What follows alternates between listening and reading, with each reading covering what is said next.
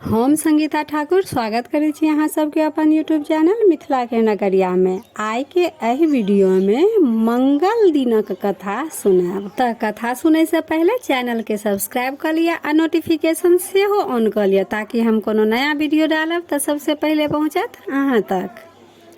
त चलू आब कथा सुनू। प्राचीन समय में एकटा गाम में ब्राह्मण निवास करैत छलखिन। ओ ब्राह्मण के पुत्र नहीं छलन, जाहि से ब्राह्मण आ हुनकर पत्नी अत्यंत दुखी भ आ निराश भ अपन रहैत छली। एक दिन ब्राह्मण हनुमान जी के पूजा करे लेल वन में चलि गेलखिन आ हनुमान जी के ध्यान करऽ लगला। आ हुनकर पत्नी घर में मंगल दिन का जे भोजन बनाबै छलखिन त पहिले हनुमान जी के भोग लगेला के बाद ओ स्वयं भोजन करे छलखिन।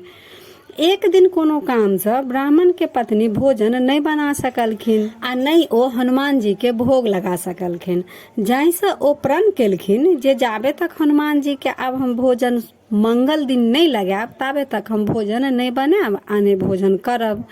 ओ 7 दिन तक भूखले प्यासले रह गेलखिन आ पुनः जहिया मंगल एले ओ भोजन बनाबऽ लेल विदा भेलखिन ताबे तक ओ बेहोश भ क गिर पड़लखिन। ब्राह्मण पत्नी के एहन निष्ठा आ ध्यान देख क हनुमान जी हुनका पर बड़ प्रसन्न भेलखिन आ हुनका एकटा पुत्र देलखिन। ब्राह्मण के पत्नी पुत्र के देख क बहुत खुश भेल। जब किछ दिन बाद ब्राह्मण जंगल से लौट क एलखिन आ ओ बालक के देखलखिन त कहलखिन ई बालक के अछि। ब्राह्मणी कहलखिन हनुमान जी हमरा पर प्रसन्न भ क ई बालक हमरा पुत्र रूप में देलखिन। ब्राह्मण के अपन पत्नी पर विश्वास नहीं भेल। ओ रात के समय में ओ बालक के कुआं में क फेंकेलखिन।